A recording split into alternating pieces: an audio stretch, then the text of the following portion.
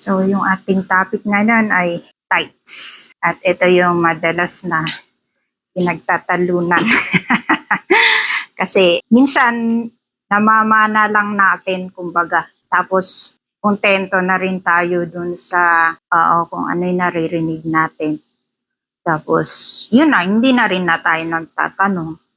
Pero ang maganda, suggestion ko sa lahat na i-check ninyo yung inyong mga naririnig. Para kayo mismo ang mag-decide kung tama ba yun o hindi. Kasi naniniwala ako na bawat Kristiyano ay may Holy Spirit na nagbibigay ng patnubay para maunawaan yung mga sinasabi ng Biblia. At marami rin nagsasabi na biblical yung tithes dahil nga nasa Old Testament. Totoo naman na nasa Old Testament nga. Meron din nagsasabi na applicable pa rin daw hanggang ngayon. Pero ang gusto kong gawin natin ngayon ay titingnan natin kung ano ba talaga ito. So yung ating tatalakayin ay tungkol nga sa tithes. Ibig sabihin ng tithes ay 10% lang naman ng lahat ng iyong pinagkakakitaan, lahat ng iyong produce, as in lahat-lahat na ng pangkabuhayan meron ka. Ayon doon sa Old Testament na law. At saka yung law na to kasama sa 10 Commandments din na binigay ni Jesus kay Moses. So nagsimula yung tithes dito sa Numbers 18 to 21 and 24. Sa Leviticus 27, 30 hanggang 33. Tapos sa Deuteronomy 14, 22 to 29. Leviticus 27, basahin natin para malaman natin yung background. Verses 30 hanggang 33. Sabi dito, "Does all the tithe of the land, of the seed of the land, or of the fruit of the tree is the Lord's. It is holy to the Lord. If therefore a man wishes to redeem part of his tithe, he shall add to it 1/5 of it. And for every 10th part of a herd or flock, whatever passes under the rod, the 10th one shall be holy to the Lord. He is not concerned whether it is good or bad, nor shall exchange it. Or if he does exchange it, then both it and its substitute shall become holy. It shall not be redeemed." Leviticus 27, 30 hanggang 33. Tingnan naman natin sa Deuteronomy. Deuteronomy 14, 22 to 27. Dito naman sa Deuteronomy 14, 22, 29, 14, 22 hanggang 29. Sabi dito, "You shall surely tithe all the produce from what you sow, which comes out of the field every year. And you shall eat in the presence of the Lord your God at the place where he chose to establish his name. The tithe of your grain, your new wine, your oil, and the firstborn of your herd and your flock, in order that you may learn to fear the Lord your God always. And if the distance is so great for you that you are not able to bring the tithe, since the place where the Lord your God chooses to set his name is too far away from you, when the Lord your God blesses you, then you shall exchange it for money and bind the money in your hand and go to the place which the Lord your God chooses. And you may spend the money for whatever your heart desires, for oxen or sheep or wine or strong drink, or whatever your heart desires, and there shall you eat in the presence of the Lord your God and rejoice, and you and your household. And you shall not neglect the Levite who is in your town, for he has no portion or inheritance among you. At the end of every third year, you shall bring out all the tithe of your produce in that year, and shall deposit it in your town. And the Levite, because he has no portion or inheritance among you, and the alien, the orphan, and the widow who are in your town shall come and eat and be satisfied, in order that the Lord your God may bless you in all the work your hand which you do. So itong tithe sa Old Testament ay iniutos ng Panginoon sa mga Israelites. Nung nag-establish kasi ng nation ang Diyos, siya yung nag-establish din ng form of government nila. At ito nga ay theocratic, na si Yahweh ang king, at itong mga Levites, di ba, sa 12 tribes, from the tribe of Levi, ito nga yung mga Levites. Sila yung pinaka-representative ni Yahweh. Sa panahon ngayon, sila yung sa president, sa Supreme Court, sila yung mga senators, sila yung ganun sa kung ikukumpara natin sa ngayon. Ang mga Levites ang nagpapatupad ng batas dun sa nation ng Israel. Tapos sila rin yung nagre-represent sa mga tao patungo sa Diyos. And then from Diyos sa mga tao. Yun yung trabaho nila. Tapos nung nakuha nga nila yung Kanaan through Joshua, hinati-hati nila yung lugar. Etong mga Levites, wala silang parte. Dahil yun ang utos ni Yahweh. Wala silang parte, wala silang mga lupa, wala silang sakahan, wala silang pastulan, as in wala. Ang tratrabahuin nila ay ipatupad nga yung batas at itong mga tao naman, para mabuhay itong mga Levita, sila yung magbibigay ng pakain sa kanila. Ang tatrabahuin naman nitong mga Levites, di ba sila yung nag-aalay ng tupa pagdating ng mga panahon na mag-alay sila sa Yahweh. So sila yung taga-katay, sila yung taga-gawa, lahat nung gagawin ng mga priest. At mababasa yon sa whole book of Leviticus kung paano nila ginagawa yung kanilang ritual para sa kanilang alay. So yun yung purpose ng tithe. Kung ikukumpara natin naman, parang tax sa atin ngayon. Di ba? Nagbabayad tayo sa gobyerno at yung gobyerno naman, sila ang nagre-represent sa buong sambayanan para gumawa ng mga projects, yung mga ganyan. Sa kanila, theocratic nga yung kanilang form of government. At yung tax na yon every year. Meron din tax na every third year. At meron din tax na yung pagka meron silang festival, mga Passover, yung mga ganyan. At ito yung kailangan nilang punta lahat doon sa Temple of Jerusalem para nga sa festival na yon, sa Passover, sa mga Feast of Tabernacles, sa mga Pentecost, yung mga ganyan. Pagka malayo yung panggagalingan, ang sabi ni Yahweh sa nabasa natin, pwede nilang ibenta yung tithes nila para maging pera. Pagdating nila doon sa lugar, pwede silang bibili. At yun yung iaalay nila na sila din ang kakain. Kasi nga, festival yung pupuntahan nila. So, para ka lang nagbaon, tapos kakainin mo dun sa pupuntahan mo. So, yun. Tapos, ito namang tax din or every 3 years naman or every third year. Ito naman ay for the poor. Ito yung iniipon nila para yung mga kababayan nilang mga mahihirap, doon sila kukuha ng pagkain. So, sa panahon natin, ayuda. Ayuda, ganon. Tapos pag nag-ani sila, hindi nila sisimutin. Hindi nila uubusin as in simot talaga. Kasi mag-iiwan sila doon para nga itong mga walang anihin, sila naman ang kukuha. Makikita mo yung kwento, yung application neto sa kay Boaz at saka ni Ruth. Diba? Tapos na nag-ani yung mga tapos nag-iwan sila, ito naman sila Ruth na kukuha.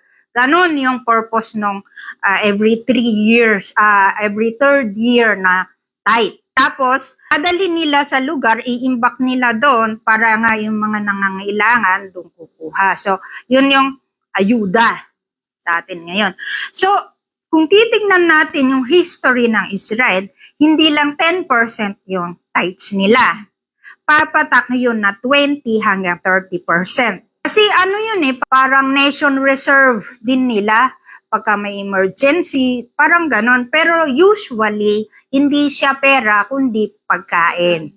Tapos yung mga hayop, yun nga, yun iniaalay nila sa Panginoon. So, bumabalik din sa kanila yung mga iniaalay nila. Pwera nga lang itong kinakain nga ng mga Levites dahil sila nga yung nag-aasikaso sa ano rin natin parang sahod.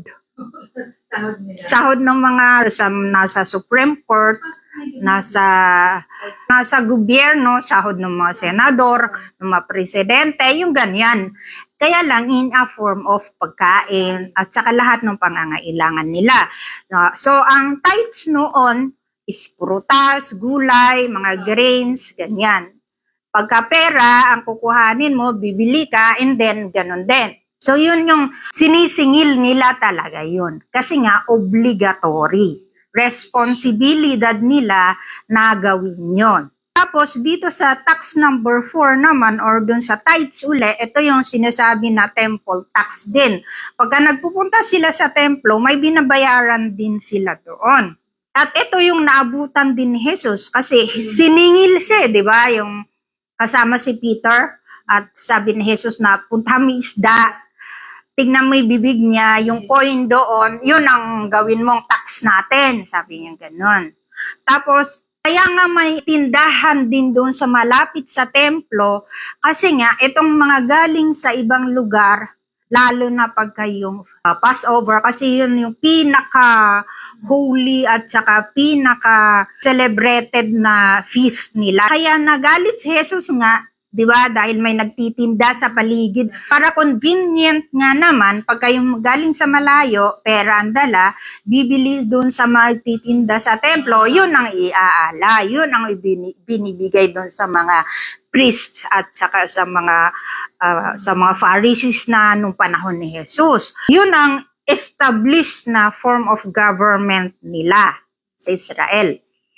So mababasa natin, Israel lang ang meron ng ganito. Yung mga Gentile nation, wala. Hindi sila obligado na gumawa ng ganito. So doon nagmula yung tithes. So lahat ng produkto mo, may parte ang mga kababayan ninyo doon. Pagdating dito sa Malakay, ito yung napabayaan.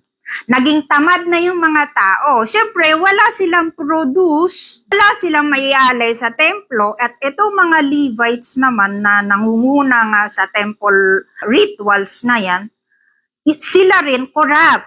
At ito ngang inabutan ni Kristo, corrupted na yung ganon. Inaabuso na nila yung mga tao. Kaya yung mayaman yung mga Pharisees, kasi kasama ng corruption doon. Which is, yun yung sinasabi ni Yahweh na, bakit ganon?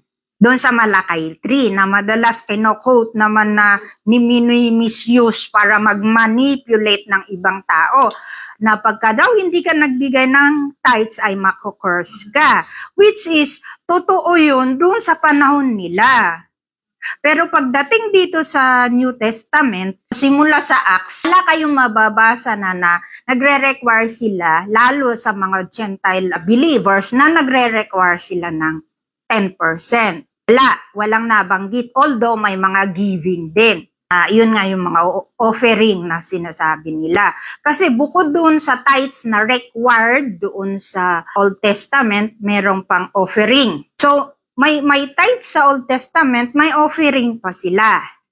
At yun yung offering, yun yung kusang loob mong iaalay sa Diyos. Kasi yung paraan din ng Diyos para nga masustain mga iba na hindi kayang magtrabaho, kamukha ng mga byuda, yung mga orphans. So, doon pumupunta yung so more on social work na pupunta itong tithes.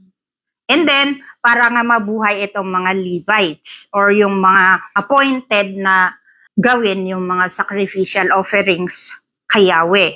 Pagdating dito sa New Testament, dahil nga kasama yun sa law, sa kabuuan ng Old Testament law, sabi nga ni Paul na Colossians, Galatians, yun yung mga ginagawa nila na yun ay shadow nung darating nga. Ngayon, nung namatay si Jesus, wala nang alay. Wala nang offering ng mga tupa, ng mga baka, ng mga kambing. Tapos na, kasi nga si Jesus yung final offering. The best and final offering na. So sabi sa Hebrews, siya na rin yung high priest natin. So wala na ring high priest. Imaginein nyo na pag in-apply natin to ngayon, saan natin ilalagak yung mga manok, yung mga kalabaw, kasi kung ano meron ka eh. Kaya ang ginawa naman ng iba ngayon ay pinera nila.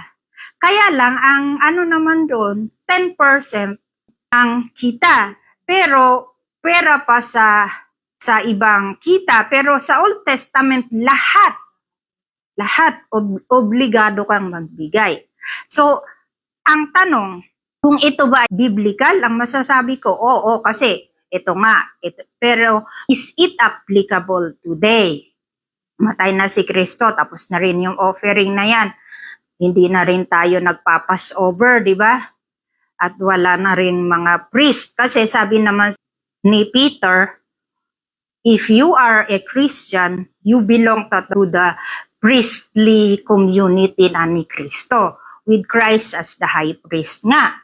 So, kung i-apply natin yung tithe, magta-tithe ka sa akin, magta-tithe din ako sa iyo. Sa sa logic noon.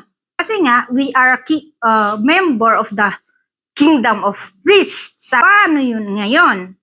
Ito na, si Paul nang nagsalita. 2 Corinthians 9:16-15, basahin natin para maliwanagan tayo at hindi na tayo tatalo-talo. Sabi dito ni Paul sa mga taga-Korinto, now this I say, he who sows sparingly shall also reap sparingly, and he who sows bountifully shall also reap bountifully. Let each one do just as he has purposed in his heart, not grudgingly or under compulsion, for God loves a cheerful giver. And God is able to make all grace abound to you, that always having all sufficiency in everything, you may have an abundance for every good deed, as it is written, he scattered abroad, he gave to the poor, his righteousness abides forever. Now he who supplies seed to the sower and bread for food will supply and multiply your seeds for sowing and increase the harvest of your righteousness. You will be enriched in everything for all liberality which through us in producing thanksgiving to God. For the ministry of this service, it is not only fully supplying the needs of the saints, but is also overflowing through many thanksgiving to God.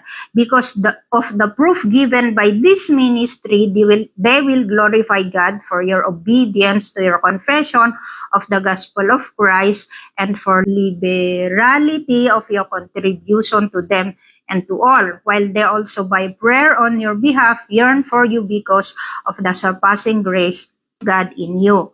Thanks be to God for indescribable gift. Dito sa Corinthians, maaari nating na sabihin na dito masesettle yung kung applicable ba itong tithes or hindi. So walang nabanggit si Paul dito na 10%, although i-assume natin na sa mga Hudyo, meron pa rin. Kung ito nga mga Gentiles ay nagiging Kristiyano. Kaya I think it is safe to say na isa ito sa mga nire-require ng mga Hudyo sa mga Gentiles na nisettle nila sa Acts 15. Bukod dun sa circumcision na sabi nila na pagka ikay naging Kristiyano, dahil Hudyo nga naman si Kristo, di ba? Dapat ma-circumcise ka at gagawin mo rin yung ritual na ginagawa ng mga Hudyo. So parang ikaw maging Kristiyano, sumunod ka sa patakaran ng Hudyo. Nasabi naman ni Paul, hindi na. Kasi unang-una, hindi naman sila kasama dun sa ganyan. At tinapos na nga ni Kristo yung ganyan. Peter also acknowledged na tama si Paul. Na yung mga Gentiles, hindi sila obligado na gawin yung ritual or yung mga requirement ng mga Hudyo, kamukha nga ng circumcision. Maari din natin sabihin nga, ito nga, yung mga alay na yun. Bagamat, ang sinasabi ni Paul, may giving pa rin. Kaya may mababasa din kayo doon sa Macedonian church na sinasabi ni Paul na nagbigay sila despite yung kanilang kahirapan din out of love na yon. Hindi sila pinilit pero nagbigay sila para sila makatulong din kasi ang nangyari nung mga early pa lang yung early formation na itong church na sinasabi natin. By the way, when we say church, it refers to the people of God na consists of Gentiles and Jews. So ang nangyari niya, nagkaroon ng famine kasi doon sa Jerusalem. So sabi ni Paul, ipunin ninyo yung mga kaloob ninyo para kokolektahin na lang sa first day. At ito nga yung dadalhin sa Jerusalem. Walang nabanggit din doon na pera, baka pagkain, baka binapay or prutas, para din na ibibili ng pagkain para dalhin nga doon sa nangangailangan. Na yung nangangailangan sa panahon nila madalas is ito nga yung mga byuda at saka yung mga orphans.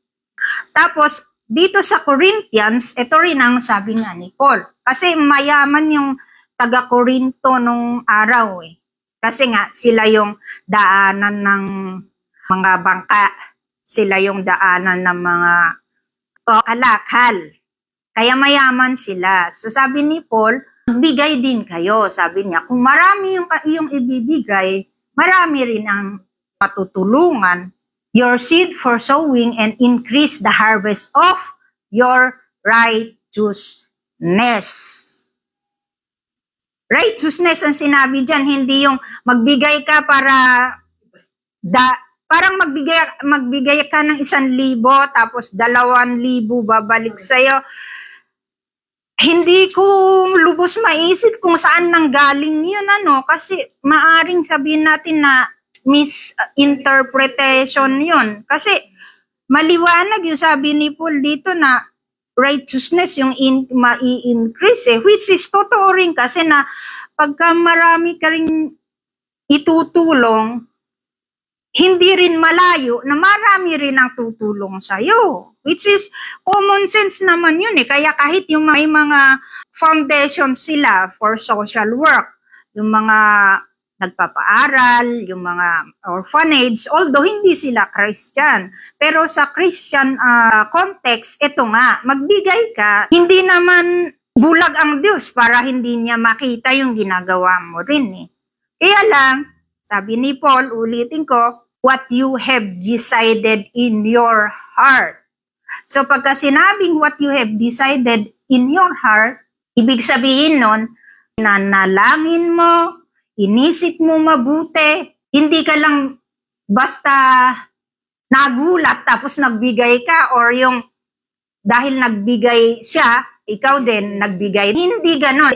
Kaya nga sabi ni Paul dito na prayerfully and thoughtfully and not reluctantly or under compulsion. For God loves a cheerful giver. So meron din intention ng puso nito.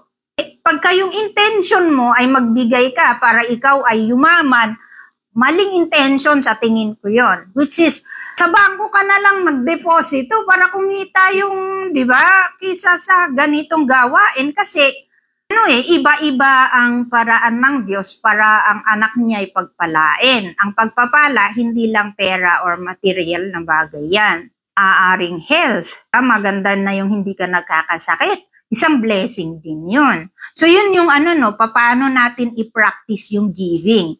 So sa Old Testament, may giving. Compulsory yung tithes nila.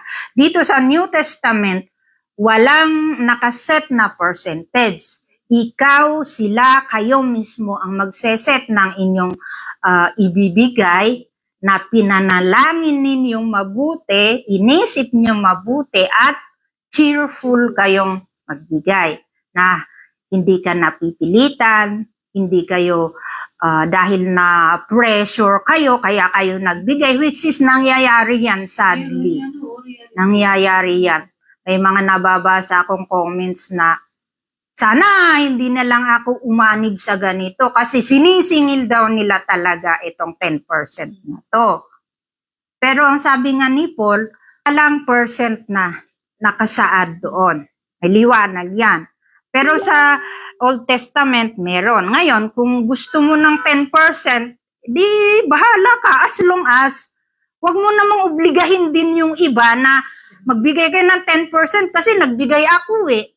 Hindi ganon kasi iba-iba yung conviction din natin sa Diyos. Which is, I think, good start na rin yung 10% kung gusto mo talagang maging committed ka rin sa pagbibigay.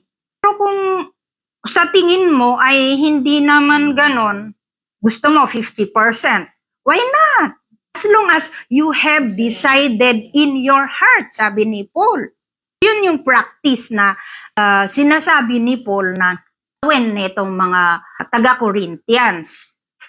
Ang isa pang mali kasi sa interpretation natin inilalagay natin yung sarili natin sa Biblia, which is hindi naman sa atin yun naka-address.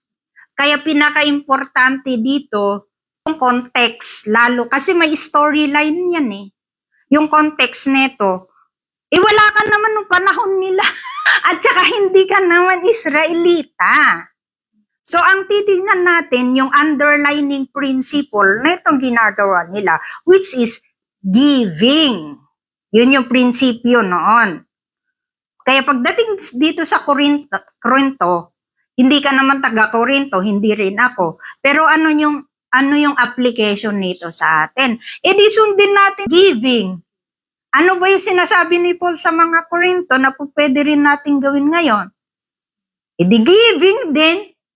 Ngayon, sabi ni Paul ganito, kung ano yung inisip ninyo, pinanalangin ninyo, tapos na pag-isipan nyo talaga, na hindi na kayo napipilitan, as in wholehearted nyong ibinigay without expecting anything in return, and then yun.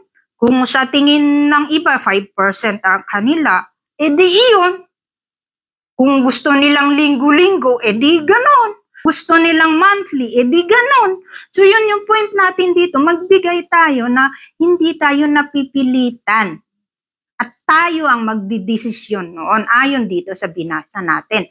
Although ang simbahan pwede nalang isuggest na ganito. Lalong-lalo, which is I also understand na nagbabayad nga naman sila ng rent, ng kuryente, ng tubig. Kung nagluluto pa kayo sa simbahan, kayo rin naman ang nakikinabang nun.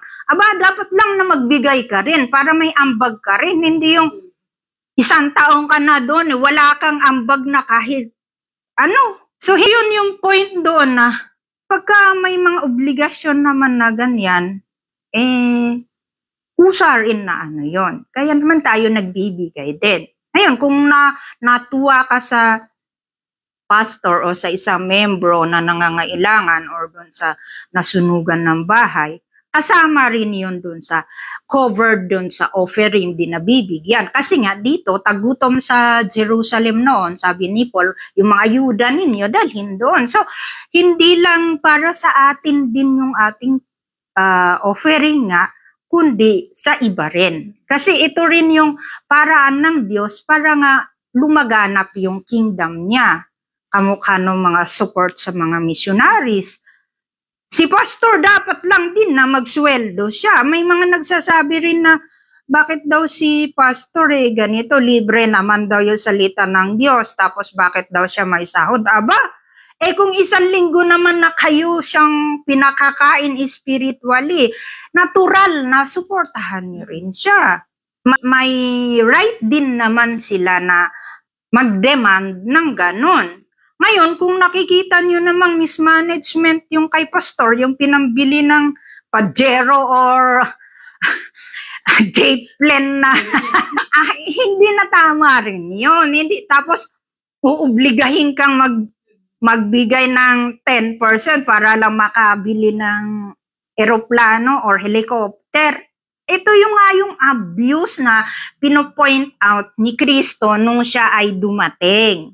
You brood of vipers, sabi di John the Baptist din, di ba? Ito yung kasi may abuse. May abuse talaga kung hindi rin tayo, kung hindi nga natin ipinapanalangin ito para magamit din na maayos. Sabi pa dito ay yung providence. Totoo nga naman na Sa Diyos naman talaga nang galing ang lahat. At unang-una, hindi kailangan ng Diyos ang aanin ng Diyos ang pera. Pero ito nga yung paraan na kung papaano mabigyan ng tulong yung mga nangangailangan at ma-practice din tayo sa huwag maging makasarili, huwag maging madamot. At dito rin napapractice yung love, yung kindness, di ba? So ito yung paraan din na hindi lang iisang paraan, pero isa sa mga paraan kung papaano mo i-practice yung natututunan mo dito sa sinasabi ng Biblia. Unang-una, sa Diyos nga nanggaling ang lahat. So kung iisipin natin na sa Diyos nanggaling ang lahat at tayo ay steward lang naman, nakikinabang lang din naman, kung mahal nyo talaga ang Diyos, bakit pa masakit ibigay yung 5% kung 5% yung kung kaya mo naman na 100%, why not? Iyon naman ang maganda sa New Testament. Walang nakaset na percentage. Isang purpose kasi ng saving grace ni Kristo ay para maging blessing ka rin sa iba. Sa paanong pamamaraan, kung may sinuportahan kang missionary, kahit hindi ka nagpunta, nakapunta naman yung dahil dun sa binigay mong tulong, hindi man pera yun, kung pinabaunan mo siya ng sangkabang bigas, o kaya isang latang munggo. Yung mga ganun ba, yun yung mga tulong na kusa nating ibinibigay dahil sa kagustuhan din natin na maabot din yung iba. Hindi rin totally na sa simbahan ibibigay. Although, ang nakaano kasi doon, mas maganda nga naman kung simbahan ang mag-organize. Mas maganda rin yon. Pero it doesn't mean na meron ka naman kapitbahay na nangangailangan. Dadalhin mo pa ba sa simbahan yung itutulong mo dyan sa... So yun yung principle dito is giving nga. Hindi lang sa simbahan, kundi sa kapitbahay mong nasunugan o kaya doon sa walang may isaing. Yung purpose ni Paul na kung magbibigay ka ng kaunti rin, which is totoo naman. Kung magbigay ka ng mas marami, mas malaki, mas marami rin yung maaabot noon. Hindi yung matatanggap nung maibabalik na hindi ko alam kung papaano yun. Kasi minsan na mindset ng tao, magbibigay ako para mas malaki yung darating sa akin. Alam ng Diyos kasi nakikita niyang intention natin na lagi kong sinasabi, ano ba yung intention ninyo? Yun yung giving ang pinaka-baseline nito. Hindi lang sa material, kundi sa mga ganitong bagay. So yun yung providence, which is God blesses a cheerful giver nga. Ako mismo nagpapatunay niyan na may mga binigyan ako tapos hindi ko rin lubos akalain na may magbibigay din sa akin. At isa pang bili ni Kristo, pag kayo nagbigay, pag nagbigay yung kanan, wag niyong ipaalam doon sa kaliwa kung ano yung ginawa ng kanan. Pinoint out ni Jesus na ugali ng mga Pharisees nung araw. Natatandaan mo yung babaeng balo at saka yung isa niya, yung nagbigay sila nga ng offering sa templo. Nasabi ni Kristo, itong babaeng balo, mas marami ang blessing kumbaga. Pero kung titignan mo, ano ba ang blessing nun? Wala nga siyang makain Pero ito nga, righteousness. And of course, yung praise na sinasabi sa verses 13 to 15. Sabi dito, because of the proof given by this ministry, they will glorify God for your obedience to your confession of the gospel of Christ and for the liberality of your contribution to them. And all, while they also by prayer on your behalf yearn for you because of the surpassing grace of God in you. Thanks be to God for His incredible gift. So itong ministry ng giving, nagbibigay ito ng kaluwalhatian din sa Diyos. Ayon sa verses 13 hanggang 15. So hindi to yung health and wealth movement na tanim ka sa ganitong ministry at asahan mong ikaw maayos. Parang yung sa Seek First the Kingdom of God, kasama yun dito na ginagamit ng mga pera lang pala ang habol din. Pagka hindi mo talaga naintindihan ito, maeengganyo ka din kasi magpapromise sila ng ito yung darating na doble pa sa ibibigay mo. Paano kung hindi? Wala naman nakakaalam na ano. Kaya lalo tuloy naghihirap yung mga miyembro, si pastor or yung ministro ang yumayaman dahil sa ganito. Tapos isa pa, ayaw din nilang ipaalam kung saan napupunta yung pera. Masakit malaman yung mga ganito pero nangyayari. Na mamanipulate yung mga tao. Kasi sino nga naman ang hindi yayaman kung yun pala ang susi sa kayamanan Diba? Di magbigay ka, tapos asa kang yayaman. Isa pa na hindi ko rin maintindihan yung parang dito nakadugtong yung inyong kaligtasan. Pagka hindi ka nagbigay, ika-curse ka ng Diyos at mawawala ka sa kaligtasan, which is manipulation na yun Siyempre, takot yung taong mawala ng kaligtasan, magbibigay siya talaga. Ang sinasabi ni Paul dito, ito ay voluntary giving. Yun ang kaibahan, voluntary giving, hindi siya compulsory.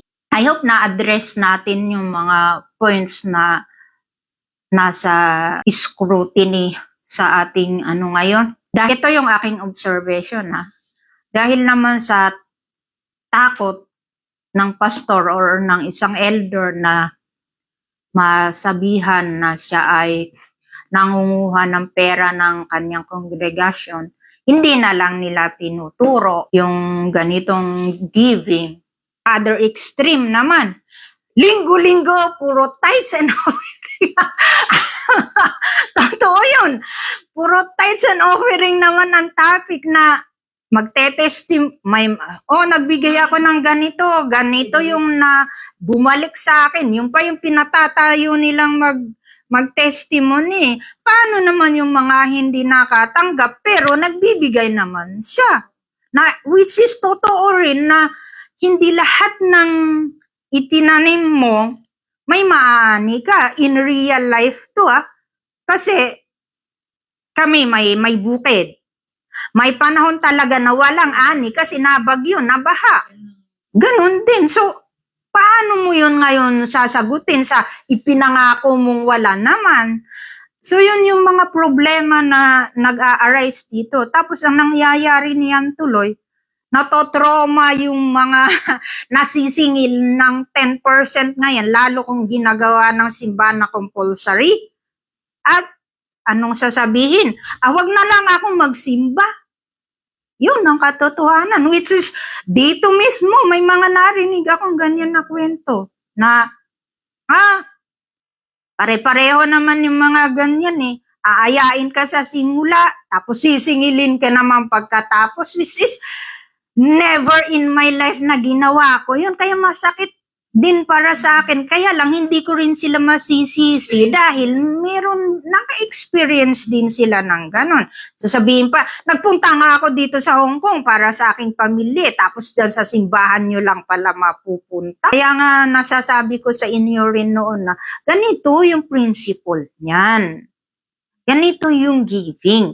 May blessing din talaga ang giving. Hindi nga lang puro material.